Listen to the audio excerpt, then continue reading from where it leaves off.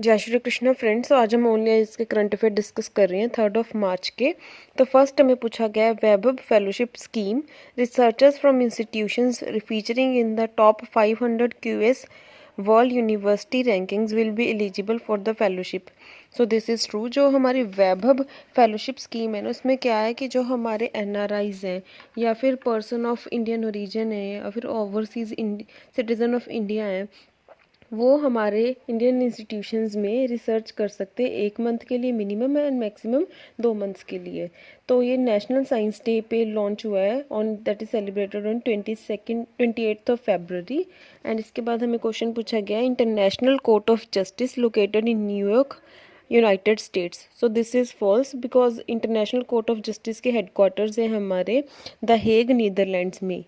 And जो बाकी हमारे 5 प्रिंसिपल ऑर्गन्स हैं ना, उनके सभी के न्यूयॉर्क यूनाइटेड स्टेट्स में, बट जो इंटरनेशनल कोर्ट ऑफ जस्टिस है उसके हमारे हेडक्वार्टर्स हैं द हेग नीदरलैंड्स में। इसके बाद हमें पूछा गया pink bollworm, one of the most destructive pest of cotton. So this is true. जो हमारे पिंक बॉलवोन की काफ़ी कंडीशन हो रही है, वैसे तो ये हमारे नेटिव है इंडिया के, मतलब हमारे ये जो डिजीज़ है वो कॉटन को हमारे इंडिया से ही आई है, पर ये अब बाकी देशों में भी होने लगी all over the world. Pink bollworm एक डिजीज़ है जो कॉटन को लग जाती है। इसके बाद हमें पूछा गया आईसीजे जजेस आर नॉट एलिजिबल फॉर री इलेक्शन।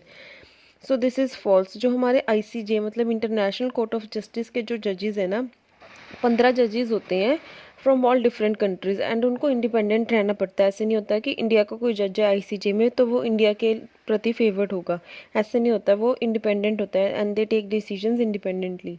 उनका टेन्योर होता है 9 years and they are elected by the United Nation General Assembly and United Nation Security Council. ठीक है। इसके बाद हमें क्वेश्चन पूछा गया है वुमेन 20 वी W20 is an is official Asian engagement group